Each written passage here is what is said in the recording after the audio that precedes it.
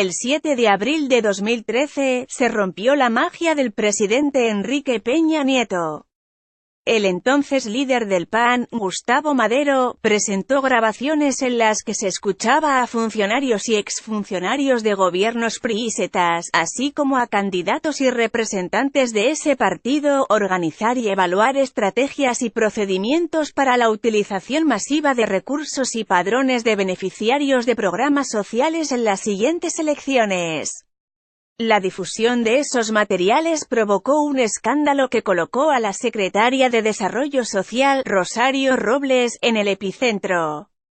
La controversia fue subiendo de tono durante 2 semanas, hasta que la madrugada del 23 de abril, 5 días después de que Robles destituyó a 6 funcionarios de la dependencia que habían participado en esas reuniones, el presidente Peña Nieto suspendió, de manera temporal, todas las actividades públicas del Pacto por México, y pospuso la presentación, programada para horas después, de la reforma financiera. Enrique Peña Nieto. Peña Nieto no alcanzó a ver que en ese momento arrancaba el fin de su sexenio corto y comenzaba su imparable caída de desaprobación a su gestión. El Pacto por México, la placenta de las élites mediante el cual se procesaron las grandes reformas del sexenio, había recibido un tiro de gracia y no se habían dado cuenta. El 20 de abril, 3 días antes de extender su acta de defunción preliminar, el presidente puso en marcha en Zinacantán, Chiapas, la Cruzada Nacional contra el Hambre, que era el proyecto prioritario ordenado a Robles. Como invitado y un pago de $300 miles de por medio estuvo el expresidente de Brasil, Luiz Inácio Lula da Silva, que en ese entonces ya trabajaba como abridor de puertas para el conglomerado Odebrecht, que se dedicó a corromper funcionarios en 11 países, incluido México, para resultar beneficiado con obra pública.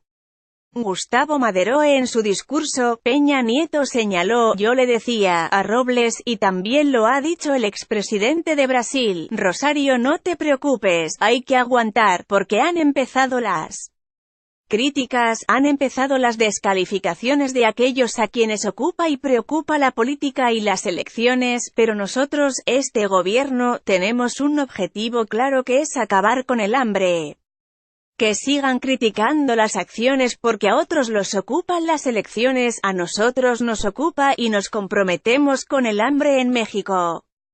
La frase, no te preocupes, se puede trasladar al momento actual, donde la hoy secretaria de Desarrollo Agrario, Territorial y Urbano, se encuentra en medio de otro escándalo, pero porque no ha comprobado, durante los 2 encargos secretariales que le han asignado, 5.321 millones de pesos de acuerdo con la Auditoría Superior de la Federación.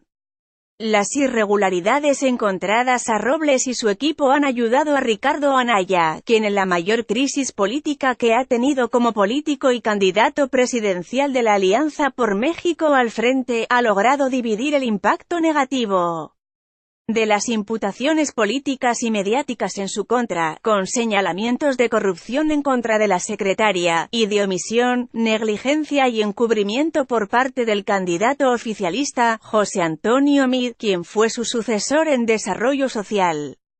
Meade sostiene que las irregularidades que le imputan solo conciernen a Robles, en un deslinde con claros fines electorales, sin embargo, no ha funcionado. La toxicidad de Robles ha contaminado a Meade y su campaña presidencial, que hasta este momento no ha podido ni desmarcarse, ni desprenderse de ese lastre. Viendo la gestión de Robles, a través de la ruta trazada por la Auditoría Superior de la Federación, ciertamente es difícil hacerlo, Ricardo Anaya. La forma como manejaba el presupuesto Robles fue ilustrado por una de las observaciones registradas en la edición impresa de Eje Central, que menciona los 155 globos nacarados para la promoción de la Cruzada Nacional contra el Hambre, que costaron 32.900 pesos.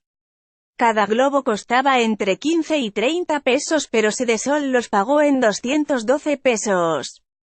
Así se manejaba el presupuesto en la Sedesol en los años en que Rosario Robles estuvo al frente de la dependencia, escribió el reportero Juan Carlos Rodríguez.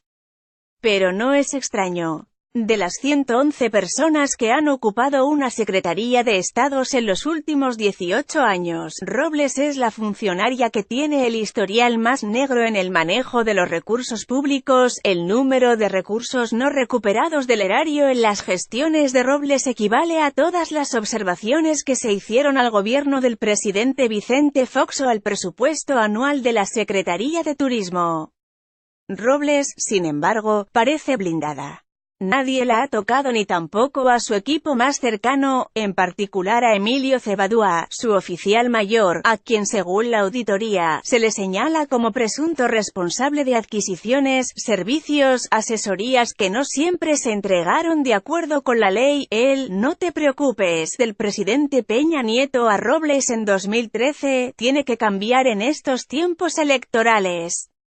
Vale la pena recordar hoy al conde de Mirabeau, el monárquico y revolucionario, quien en un apasionado discurso dijo que si para salvar a la República se tuviera que guillotinar al rey, que se guillotinara.